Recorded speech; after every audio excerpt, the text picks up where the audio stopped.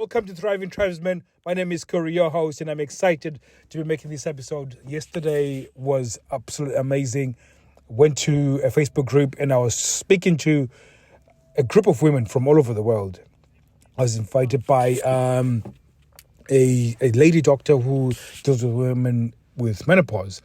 The surprising part about this whole interaction with all these people was the ages of the women that were there. Because when she invited me, I was thinking, oh God, I'm going to be speaking to these really old 60, 50-year-old women that, suffering menopause.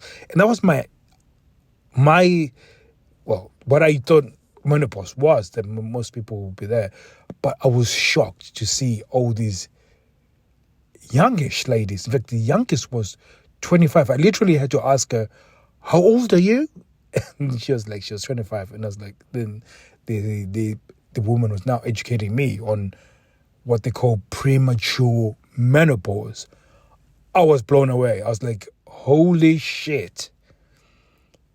There is potential that some of the guys that I speak to, their partners might be suffering premature menopause.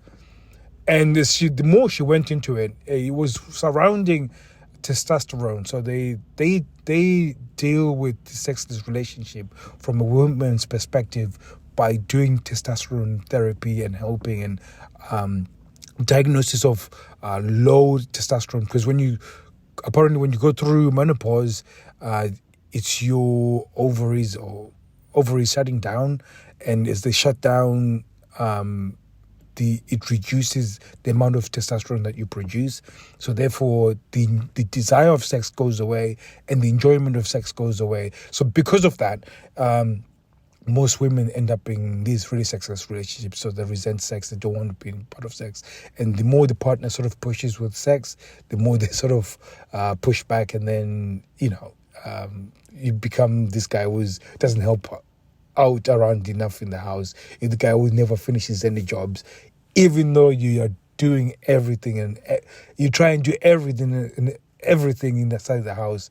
You do everything in your power, in every free time that you got to try and better things, but it's never enough. Because anyways, let me not go down that rabbit hole. Basically, we're having this conversation, and I was blown away with the amount of women that were there, especially the younger ones. And the youngest one, like I said, was 25 years old, and absolutely blown away that there's a thing called premature menopause. So we had a great time coaching. They were asking so many questions. It was interesting because unlike some guys, I have to pull a lot from them in order to try and help them. With women, you couldn't shut them up. But it was pretty good because they would give you the problem and say, this is the problem. And it was such a relief because they just pulled as much from me in order to, and they were really serious about dealing with this. And it was refreshing to see, because when you think about it, being in a sexless relationship, we think of it as a male problem. And when you look at it from a male problem, you think that these women have got no interest in resolving it. But it was quite interesting to see these women that were genuinely wanting to please their partners, and they really wanted to sort it out. So there is hope for you guys. And I think sometimes it's probably the way we are framing the conversation around the sexless relationship. Usually, and like I said, I always say that it's more about behavior than what you say. So if you really look back at what you've said, 9 times out of 10, you've told him how you are feeling about that sexless relationship and what's causing you to feel depressed or whatever. So it's all about you, and it's you-centric. And because it's you-centric, it shoulders the blame on her. And then she becomes very defensive, because she won't empathize with you, but she might be sympathetic, but she won't empathize with you, and which is a lot different. And when you think about it, that she might feel sorry. She might oh, it's terrible. Yeah, it's a terrible idea. And then she might then think about it. Wait a minute. Well, but you haven't, done this thing, and you haven't fixed that, and you haven't done this. So you are to blame for this. So she will find something because she will feel like a failure. And unfortunately, women do this not because they are trying to be cruel, just because the world judges them a lot different from us guys. Like if a kid is misbehaving in public and the mom is there and the dad is there, it's usually the woman's fault. So that's one example. So, and there's a whole host of things: how she's dressed, what color she's wore, whether she's matching this, whether her kids are smart, whether her house looks untidy. Everything is so they feel judged all the time, and then when their partner then tells them that they're failing as a wife as well because they're not giving sex, it becomes a very difficult conversation. So again, it comes down to the reframing, and as when I was speaking to these ladies, I was talking about frames and reframing, and that sometimes men struggle to reframe, but really what they're trying to say is not that you're a terrible person. All they're saying is just meet me where I need you. And it was interesting conversation. It was very powerful. But for you guys, as I was thinking about you guys, that some of you guys are probably in situations where you are in a relationship where the woman is suffering from a premature menopause or is actually going through a menopause, and there is treatments for it. But in order for you to speak about it, it's more about asking the questions, asking the right questions as well. So the questions I would recommend that you ask is really asking more about future tense. Where do you see our relationship in 5 years? How can we grow, to get it to a place where we can be still enjoying each other in 5 years' time? Like, I think the other day we saw a really old couple, walking, and my wife was like, would that be us when we get older? And that was a good question. I was like, yes. And that's a great moment to actually talk about your relationship and say, and I want us to be happy. How can we get to that point where we are that old, still enjoying each other's company and be amazing and successful within our relationship? Simple question.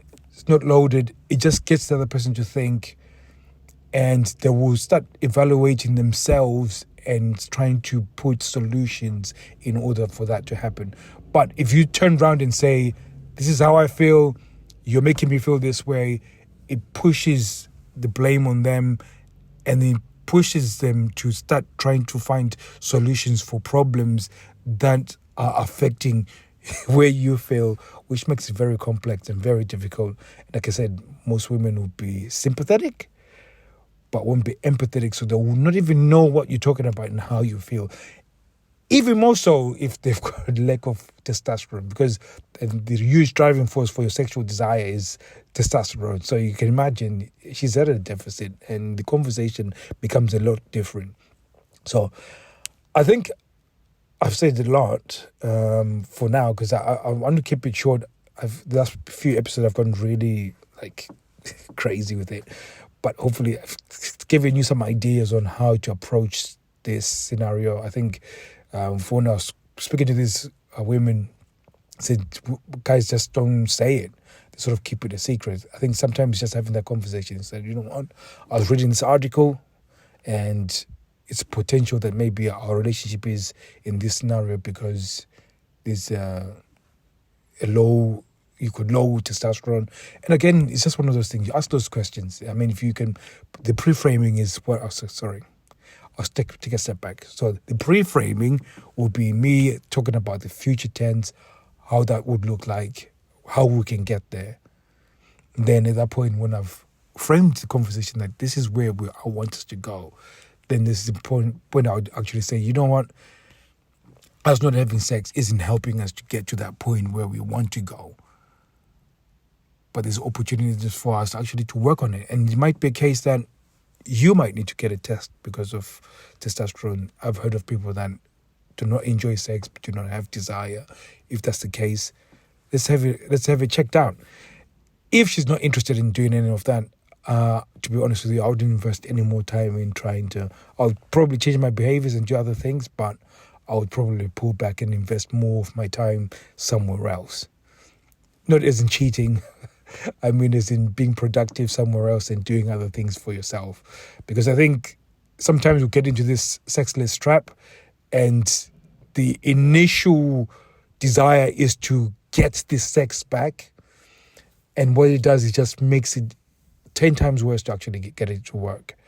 Whereas by refocusing your attention somewhere else, that in itself has got scarcity, which then creates attraction, which creates desire, and then gets you to get laid. So for me, I will just start focusing more and more into my business and doing the tasks that I need to do, spend more time with my children, spend time with her as well, and still be civil and still be, but sex becomes just off the table for me and for her, and just not a focus. And she's the one that's going to start initiating more because she realizes like, okay, maybe he's pulling away, maybe, and she just goes into her head because of that scarcity again. So, and again, it makes her feel like she's a girl who's dating because she's now unsure. I'm now unpredictable. So there's quite a few things that start happening when you stop focusing on actually getting the sex itself. So let me just stop here. Guys, if you want to learn more, go to the Facebook group. The course is done. I just need to assign a domain name and do some things with the site. The site is ready, so you'll be able to just literally click on it. It will give you a way of creating your login. Once you get your login, you go straight in, you start doing the 30 days thing. So it's a free course. Like I said, go to the Facebook group in order to get the link for it. So thank you very much. I'll be speaking to you soon. Take care.